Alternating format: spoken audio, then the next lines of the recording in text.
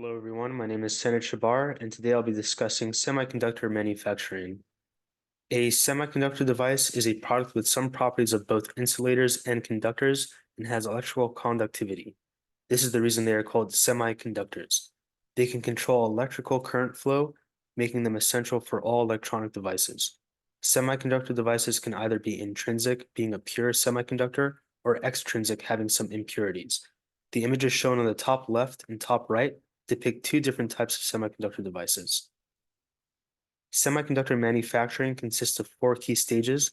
The initial stage is the designing of the integrated circuit, then silicon wafer fabrication, to packaging, and lastly, testing the semiconductor device.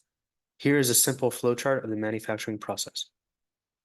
In the design phase, designers and engineers conceptualize and detail every aspect of the integrated circuit, including its architecture, functionality, and layout. During the simulation phase, engineers will test for functionality and performance through a variety of different simulations. The image on the left is the CAD, while the image on the right is the simulation testing. The next stage is the silicon wafer fabrication. The Shklovsky process is the predominant method used for growing silicon crystals. In this process, a seed crystal of silicon is dipped into a molten bath of pure silicon. This brief video will help to visualize this process. Semiconductors are stacked high and solid to form a complex structure similar to a high-rise building. Constructing a building starts with the foundation. A wafer is the foundation for the semiconductor. Most wafers are made of silicon extracted from sand. How can these tiny grains of sand become a wafer? First, sand is heated until it melts into a high-purity liquid and then gets solidified by crystallization. This crystalline will grow cylindrically, and from here the crystal is sliced into discs called wafers, which are the substrate for the semiconductor devices. After this stage, the wafer will undergo treatment to create its electrical conductivity. The surface is sprayed to form a uniform oxide layer to prepare it for the photolithography process. The building up process begins. Just as you draw blueprints to build a building, you draw a circuit design onto a wafer, which is called the photolithography process. It is called photo for short because it is similar to developing a photo taken on a film camera. With semiconductors, a photomask functions as the film. A photomask is a glass substrate with a computer-designed circuit pattern. In order to draw the circuit on the wafer, the photoresist, a material that responds to light, is applied thinly and evenly on the oxide film previously placed on the wafer. Now, when light transfers the pattern photomask, the circuit is drawn on the wafer surface. With the pattern drawn on its surface, the silicon wafer is introduced to small amounts of impurities to modify its electrical properties and create regions of N-type or P-type semiconductor material. This is known as doping. After doping, the wafer goes through an etching process where specific areas of material are removed from the wafer. Here's a video showing the etching process.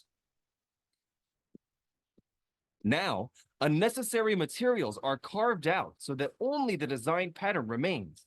Using a liquid or gas etchant, unnecessary materials are selectively removed to draw the desired design. When chemical solutions are used for etching, it is called wet etching. And when gas or plasma is used, it is called dry etching. The next step in its fabrication journey is the chemical vapor deposition, or CVD. This is a technique that deposits thin films of various materials onto the wafer surface and is essential for constructing multiple layers on the semiconductor device. Again, this is a brief visualization of the described process. The photolithography process and the etching process are repeated several times on the wafer, layer by layer. Here, an insulating film that separates and protects the stacked circuits is required. It is called a thin film. Once the thin film has been applied, ion implementation needs to occur, which consists of directly shooting ions into the silicon wafer using an ion beam, and this method offers more control over the depth and concentration of the doping. One of the final stages of its fabrication is the metal wiring, which consists of depositing metal layers onto the silicon wafer to create electrical connections. Let's look at this last video, which briefly discusses metallization. Now, in order for this circuit to work, An electrical signal must be applied.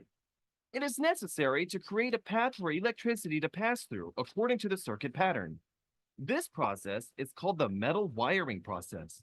It is a process that allows electricity to flow by depositing a thin metal film using materials such as aluminum, titanium, or tungsten so that electricity can pass through the semiconductor well. The silicon chip is now ready to be packaged. It is encased in a protective environment.